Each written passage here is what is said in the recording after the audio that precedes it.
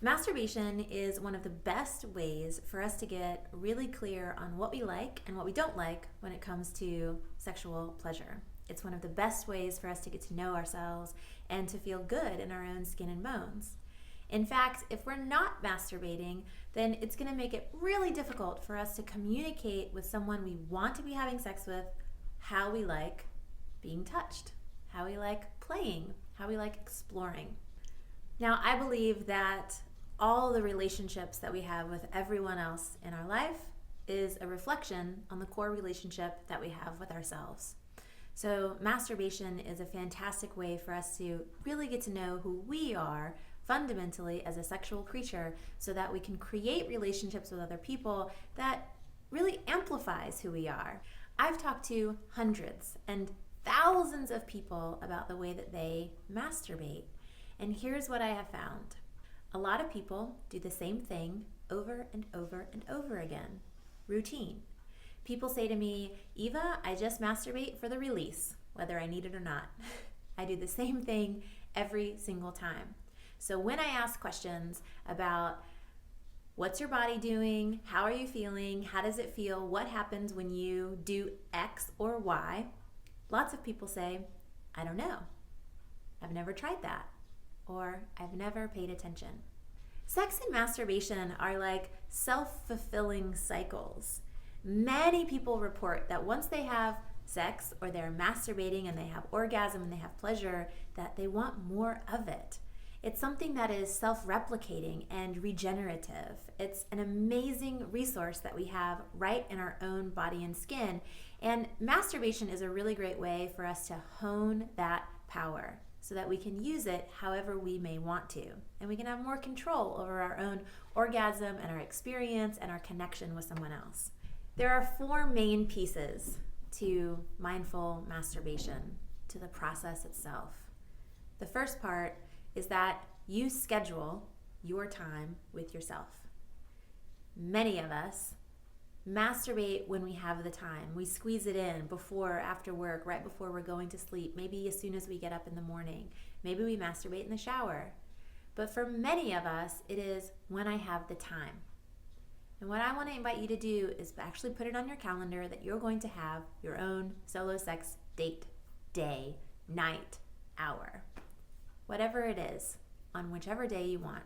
The challenge is to put it on your calendar twice a week for the next 5 weeks. Twice a week for the next 5 weeks.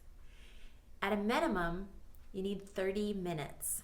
So when you get to that time, spend a couple minutes to ground yourself, to get present, to clear yourself of the distractions, and to set a timer for 30 minutes.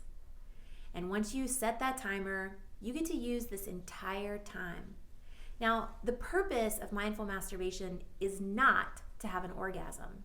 The purpose is to stay present and to stay focused on what the pleasure feels like for you, to follow the pleasure, to expand into your own particular experience. This means that you can do whatever you want during this time. And you may discover that you want to dance or move or play or roll around. Maybe you want to pull the covers up all the way over your head. The purpose here is really to just pay attention to what you are doing rather than jerking off unconsciously. The truth is about masturbation, you are consistently training your body to behave in a certain way when you masturbate. So if you're hiding out in your own masturbation, or you're not doing anything, or you are doing the same thing over and over and over again, then you are like an athlete, training your body to do the same thing over and over again. So if you get into sexual situations with another person and you're feeling really frustrated because your body doesn't do this thing that you really want it to do, the best place to look is, what are you doing for and with yourself, by yourself? What kind of sex are you having by yourself that informs and shapes your experience that you have with other people? So you're going to mark on your calendar 2 solo sex sessions each week for 5 weeks. By the end of this time, you will have 10 sessions of data to look at. And this will help you tweak and shift little things in your solo sex practice so that you can have a better sex life with someone else. Now, how do we record the data? Well, the data gets recorded through a series of steps. Now, most of us, when we have an experience and then we journal about it, we start writing about all of the judgments that we have about how it was a bad experience or you could have done these things better. But that's not what we're going to do here. The first part of this recording the raw data of your solo sex is to name what you did, the practices. Did you stand? Did you sit? Did you lay down?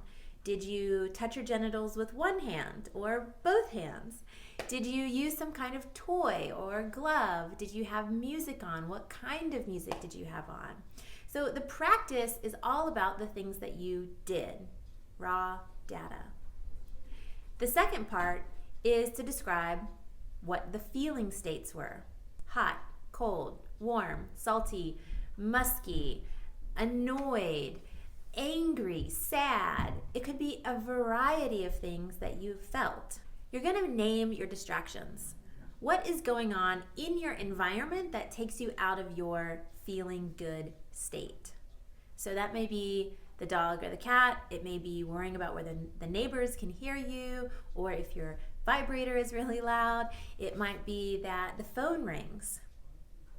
Oftentimes when we're in sex with someone else, and of course with ourselves, lots of distractions come up for us.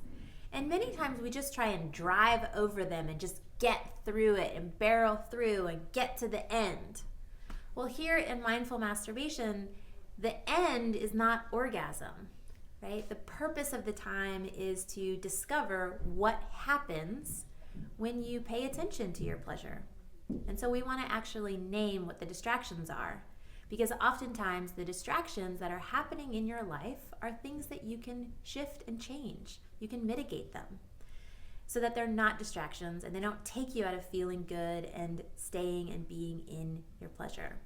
The fourth piece of raw data is recording, what do you want to do next time? Perhaps your next time item is going to be a different playlist, a really cute outfit. Maybe it's going to be to clean all the sheets and put on new bedding before you get into the bed. It could be anything. The last piece of raw data collection is about your reflections. Now, most of us, when we have an experience and we are reflecting on the experience, we're thinking about what went right or wrong, what was good or bad. Maybe we start blaming other people for why we couldn't get what we wanted. The truth is that generally our reflection is our thinking selves trying to analyze or make judgments about what we just experienced. And I put reflection here at the very bottom so that you can get the actual valuable data of what you did, what you felt, and what you want to do next time, including minimizing distractions, so that you can have a really good, pleasurable experience. Below, you'll see a video of me telling a story about masturbating in front of 25 people, doing the same process that I'm explaining to you. Simply paying attention to each one of the moments and tracking what happens when I really stay focused in my own body, to my own sensations, to my own thoughts and feelings. Can I find the pathway to pleasure that I want? Can I have a breakthrough? Can I have a transformation? So take a look at the video, and I can't wait to hear what you think.